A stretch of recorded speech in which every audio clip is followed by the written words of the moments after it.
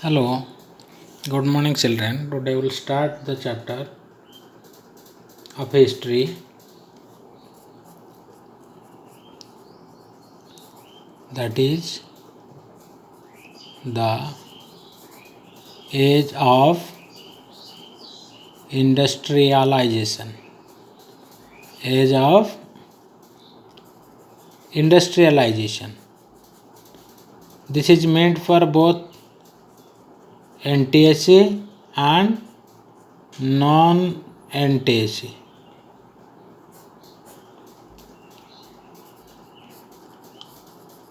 आज ही हम chapter start कर देते the age of industrialization. Means हमारी जो इंडस्ट्रियलाइजेशन डेवलपमेंट हम देखते हैं, ग्रोथ देखते हैं, ये चैप्टर स्पेसिफिक इंडस्ट्रीज के बारे में in relation to the industries. ये इंडस्ट्रीज की ग्रोथ कैसे हुआ, इंडस्ट्रियल सोसाइटीज़ की कैसे डेवलपमेंट हो गया था, और स्पेसिफिक इंडस्ट्रियलाइजेशन कौन सी देश में स्टार्ट हुआ, specially in the country of England, in the cities of London, ये कैसे स्टार्ट हुआ। इसके बाद हम पढ़ेंगे इंडिया की बारे में ये चैप्टर में। सो एक पिक्चर है, हम इंडस्ट्रीज को डॉन ऑफ सेंचुरी कहते हैं। इन 1900 ए म्यूजिक पब्लिशर E.T. पल, म्यूजिक पब्लिशर E.T. पल, इन्होंने एक पिक्चर बनाते जो पिक्चर के नाम था द डॉन ऑफ सेंचुरी, यानी कि सेंचुरी की शुरुआत कैसे होता है, कैसे इंडस्ट्रियल। और उसमें वो कोई पिक्चर में कोई सूर्योदय या सूर्यास्त या सीनरी ऐसे कुछ नहीं था। वो पिक्चर में तो मैं बुक में दिखाता हूँ, वो पॉल ने जो पिक्चर में शो करना चाहते आप देख सकते हो, डॉन ऑफ सेंचुरी हैं। इसमें डॉन दिखाते ये सेंचुरी की कैसे डेवलपमेंट कर रही है। आप जो ये इलिस्ट्रेशन देख रहे हैं, जो गॉडेस लाइक पिक्चर है, देवी की पिक्चर है, द एंजल ऑफ प्रोग्रेस। ये पिक्चर किसका, प्रोग्रेस की देवी है। और देखो कैसे प्रोग्रेस हो रहे, आप देख रहे हो दूर दिग्बलय में, दूर दूर में मतलब सूर्योदय की आभास आ रही, नया सेंचुरी के आगमन हो रहे, नया सेंचुरी की शुरुआत होने वाला है। और पीछे नया सेंचुरी की कौन है, all are the machines, technology, कहीं पे स्टीम इंजन, कहीं पे रेलवे इंजन, कहीं पे मोटर इंजन, जहाज इंजन, इसी प्रकार की इंजन की वजह से कैसे डेवलपमेंट हो गया था, ये पॉल ने आपने पिक्चर में दिखाया था। और ये पिक्चर उस टाइम बहुत डिमांड था। और पिक्चर में जो एंजल है is taking her into the future, ये एंजल सभी को फ्यूचर की तरफ ले रहे। Floating about behind her are sign of progress, railway, cameras, machine, printing press, factories, industries has been demonstrated in this picture. So यहाँ पे एक चीज़ हम देखते हैं, ये मशीन्स और इंडस्ट्रीज की ग्लोरिफिकेशन देखा गया। Do you no meaning of glorification?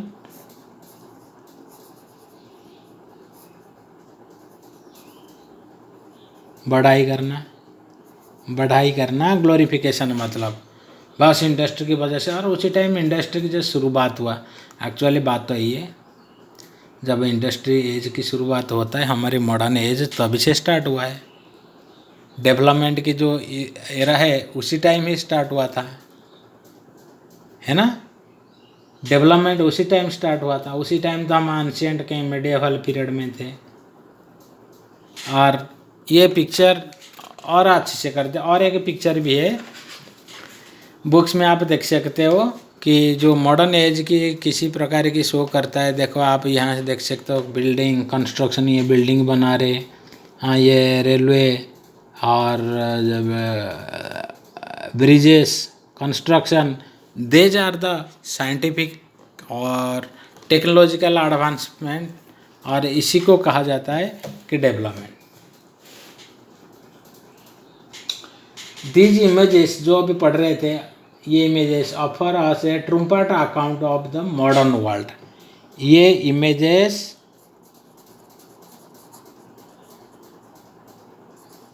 हमें मॉडर्न वर्ल्ड के बारे में बता रहे हैं।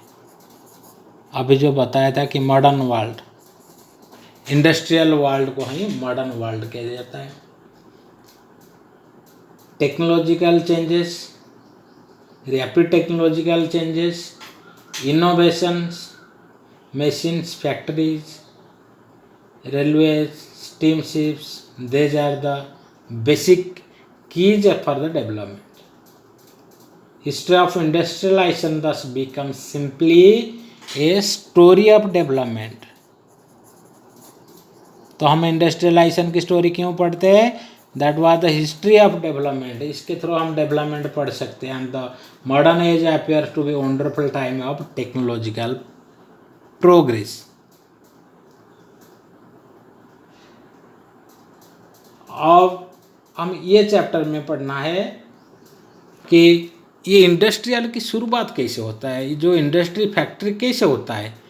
और ऑल ऑफ सडन तो ऐसे नहीं होता है। हम मोस्टली क्या कह सकते हैं, 18th सेंचुरी के बाद हमारी स्टार्ट हो जाता है मॉडर्नाइजेशन, फैक्टराइजेशन या इंडस्ट्रियलाइजेशन।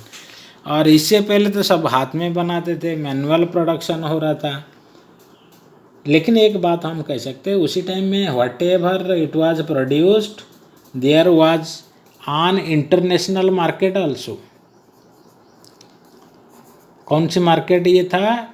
उसी टाइम भी इंटरनेशनल एक मार्केट था, क्योंकि सिल्क रूट, इससे प्रीवियस चैप्टर में हम पढ़े थे how silk route communicate India, China, south Africa and European countries. और उसी टाइम में आप जान सकते हैं एवरीथिंग, हमारी आइटम जो है यूरोप तक पहुंचता था। और यूरोप की जो आइटम है, जो मेटल्स था या ऑर्नामेंट था, that was transmitted to the vast land mass, to the vast territories of India. और इंडिया की स्पाइस सिल्क जो है बहुत दूर दूर तक यूरोप तक भी पहुंचता था सिल्क रूट के थ्रू। और उसी चीज़ को हम पढ़ेंगे। अरे उसी टाइम तो बेटा कैसे होता था, आप जस्ट इमेजिन कर, उसी time there was no industries, no factories, production was carried out in different veg.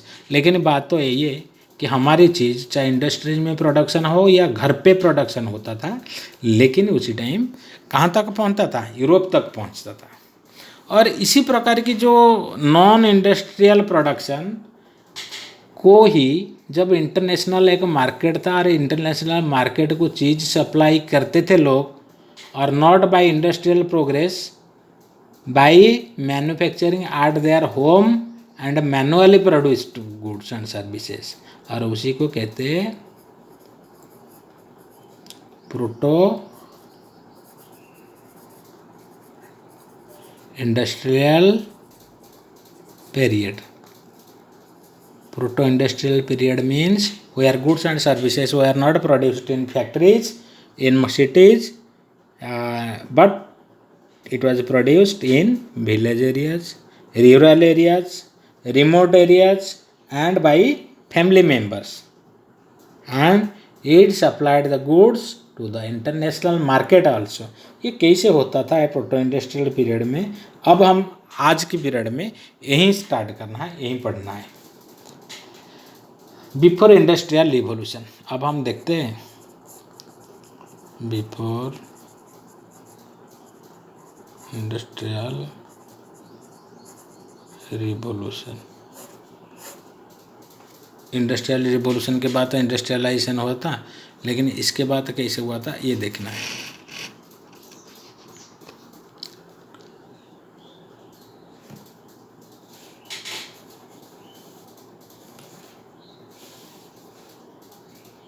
और स्पेशली हमें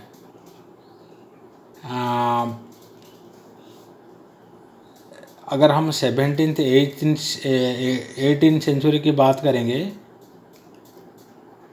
from towns in Europe began moving to the countryside, supplying money to the peasants and artisans.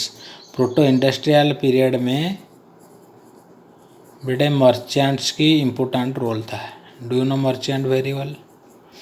They settled in the cities, town में शहर में रहते थे. And they visited the rural areas, country side, गांव area में जाते थे वो लोग. और जाके दे प्रोवाइडेड एडवांस मनी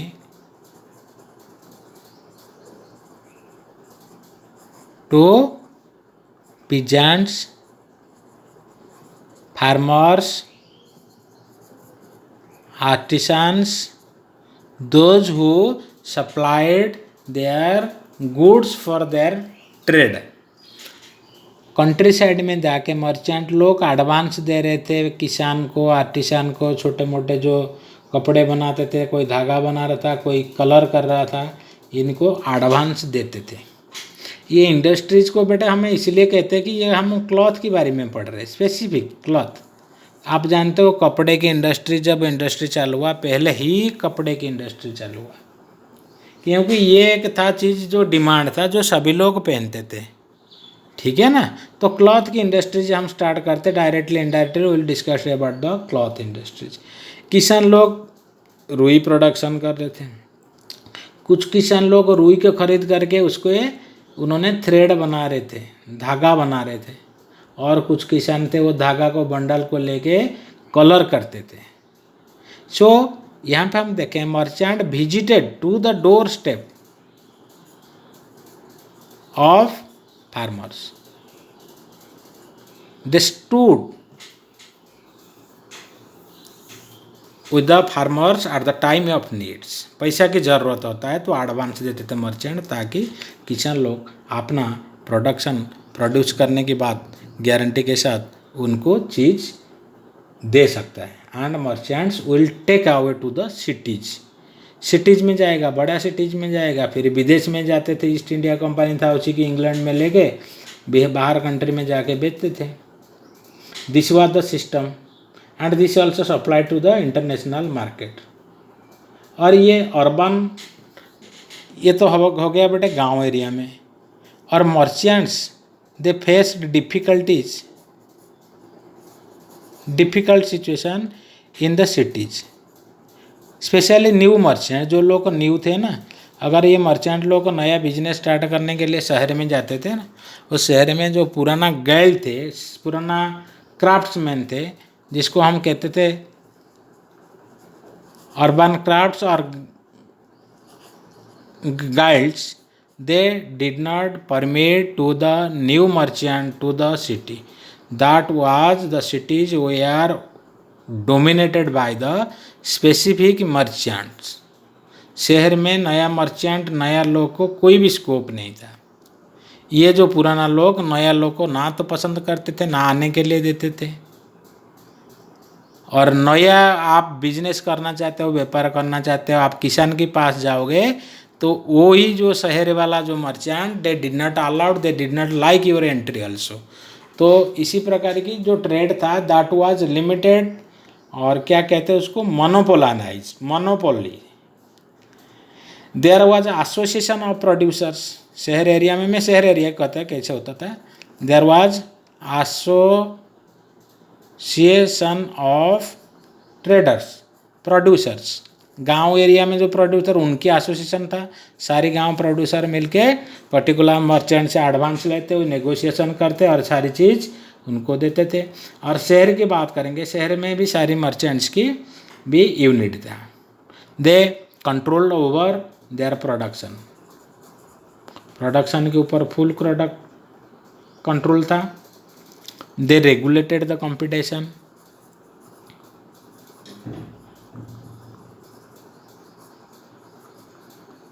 जो कंपटीशन होता है रेगुलेटेड, मतलब वही रेगुलेट करते थे. नया वाले को एंट्री नहीं करते थे. कितना रेट में ले जाएगा, कितना किसान मेंबर होंगे, ट्रांसपोर्ट खर्चा कौन लेगा, all things they are regulated by the board of the merchant, their associations. And there was a restriction of entry of new people into the trade. Rulers granted different guilds and monopoly. जो ruler थे, जो राजा थे उसी time, या local administration, they granted different guilds, GOIL, guilds मतलब protection, guilds and monopoly. कि मान लो कि मैं पेंसिल की बिजनेस करूँगा और पेंसिल किसान लोग को एडवांस दे दूँगा, और मेरी एरिया में दूसरा कोई पेंसिल की व्यापारी नहीं रह सकता है, मेरी एरिया में दूसरा मर्चेंट नहीं आ सकता है, मेरे एरिया में मर्चेंट या मेरा किसान को, मेरा प्रोड्यूसर को अफेक्ट नहीं कर सकता है। This was the system, this was the guild and monopoly system कहा जाता था। And it was difficult for the new merchant to set up business in the town, so the turn in to the country side. आपको business start करना है, नया area, नया गांव area में आपको पहुंचना ही था। Poor peasant artisans began working for merchants. हम जैसे पिछली बार ऐसे पढ़ रहे थे, आपकी याद होगा open field system and Commons, जो एग्रीकल्चर में ज़मीन खुला था, इसको क्या कहते थे? Open field system. एग्रीकल्चर में हम पढ़ रहे थे शायद इंग्लैंड के बारे में, कि ज़मीन किसका नहीं था, ज़मीन गांव वाले की, गांव वाले हर साल बैठ के डिस्ट्रीब्यूट करते थे भाई किसका। तो एक प्रकार की ओपन मार्केट भी वहाँ था। लेकिन धीरे धीरे हम देख रहे थे ये ओपन मार्केट डिसअपियर किया था, गायब हो गया था, और कॉमन्स वेयर बीइंग एनक्लोज्ड। जो कॉमन लैंड था,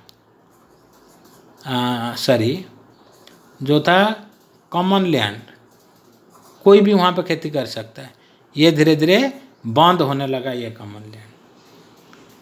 सो as a result people for firewood, berries, vegetables है and all the requirements, they had to look for alternative source of income. अब ये कॉमन फील्ड जब हो गया, रेस्ट्रिक्टेड हो गया, ओपन फील्ड सिस्टम गया, और नया नया सब फार्मर्स बड़े लोग आ गए, तो आम आदमी ने इसको दे वर फोर्स टू फाइंड अल्टरनेटिव, कुछ ना कुछ दूसरा अल्टरनेटिव देखने के लिए मजबूर हो गए थे। और इसी मौका लेके छोटे छोटे ज़मीन में वो भी प्रॉब्लम फेस कर रहे थे।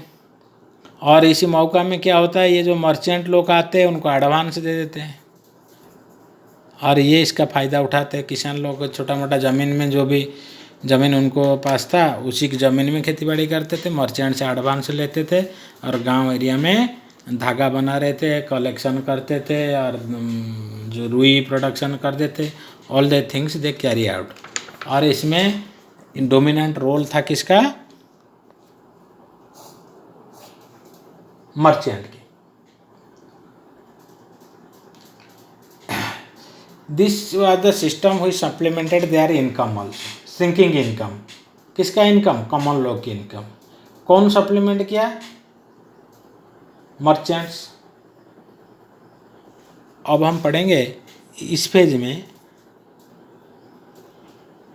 How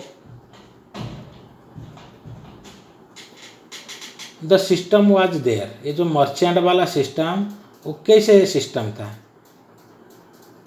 the merchants they visited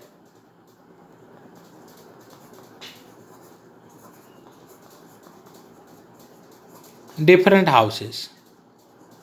गांव में जाते थे, कोई किसान के पास से भाई रुई लाने के लिए, वो रुई के लेके जाते थे, जो थ्रेड बना रहा था, धागा बना रहा था, धागा बनने के बाद कुछ दिनों के बाद वो धागा लेके आते थे, किसके पास जाते थे?